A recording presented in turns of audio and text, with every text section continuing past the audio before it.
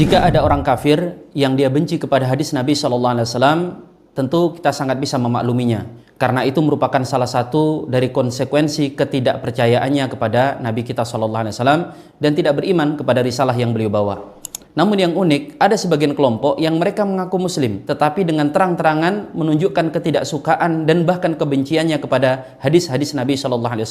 Adanya sebagian pihak mengajak kita meninggalkan hadis Nabi SAW dengan dalih dan kilah kembali kepada Al-Quran, maka itu sebenarnya bukan hal yang baru. Dalam sejarah tercatat bagaimana tindak tanduk mereka, ketidaksukaan mereka terhadap hadis Nabi SAW. Misalnya ada sekelompok anti hadis yang mempertanyakan tentang beberapa hadis yang dianggap tidak penting. Di antara hadis yang dituduh itu adalah sebuah hadis yang terkenal, yaitu hadis Abu Umair, di mana Abu Umair ini adalah saudara Sayyidina Anas bin Malik. Dalam hadis sahih yang sebagaimana dituturkan dalam Sahih Bukhari, Imam Ahmad, Tirmidzi dan lainnya, bahwa Anas memiliki saudara laki-laki yang mana saudaranya ini memelihara seekor burung kecil yang dijadikan sebagai mainan. Suatu hari burung tersebut mati, sehingga saudara Anas ini pun bersedih.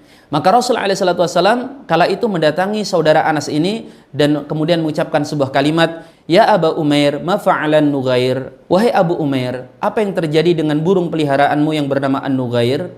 Nah, kalangan anti hadis ini mengatakan, coba apa manfaatnya hadis ini? Rasul hanya menyapa anak kecil yang sedang bersedih karena burungnya mati. Itu saja.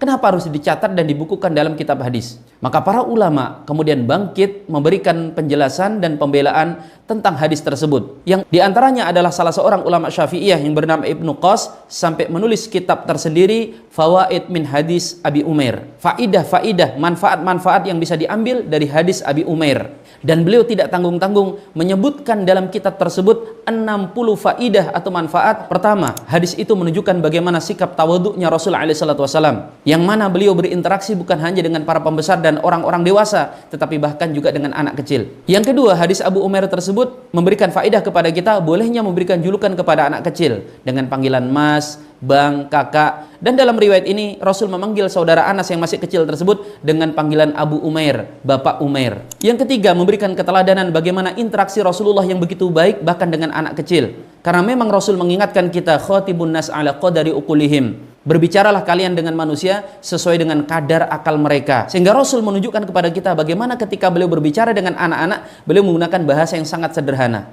Yang keempat, memberikan hukum bolehnya bercanda bahkan dengan anak-anak. Dalam hadis jelas bagaimana Rasulullah mencandai saudara Anas tersebut. Yang kelima, hadis tersebut memberikan faedah kepada kita kesunahan untuk menanyakan kabar orang yang sedang bersedih, yang itu adalah bagian daripada upaya untuk menghiburnya. Yang keenam, memberikan faedah hukum bolehnya seseorang memelihara burung atau hewan lainnya asalkan diperlakukan dengan baik. Dan yang ketujuh, menunjukkan bagaimana sikap Rasul SAW yang sangat perhatian kepada umatnya. Bahkan anak kecil pun tidak luput dari perhatian beliau. Dan yang kedelapan, keteladanan dari Nabi SAW bagaimana seorang muslim itu harus memiliki empati. Ketika seseorang tertimpa musibah, meskipun itu anak kecil, Rasul memberikan kepada kita keteladanan dengan menyapa, menghiburnya, dan memberikan hal yang bisa memalingkan dia dari mengingat kesedihannya. Dan subhanallah, hadis Nabi SAW adalah ucapan Rasul SAW, seseorang yang tidak berbicara berdasarkan hawa nafsu, tetapi berdasarkan sumber tuntunan wahyu. Wa ma yantiqu 'anil hawa in huwa illa wahyu yuha. Dan Muhammad itu tidak mengucapkan sebuah kalimat berdasarkan dorongan hawa nafsunya, tetapi bersumber dari wahyu yang diturunkan kepadanya.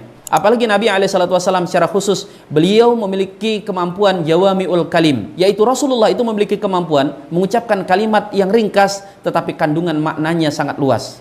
Itu mengapa kemudian misalnya sebuah hadis yang pendek seperti innamal a'malu binniyat, itu sampai ulama menyusun kitab berjilid-jilid hanya untuk menjelaskan satu hadis tersebut.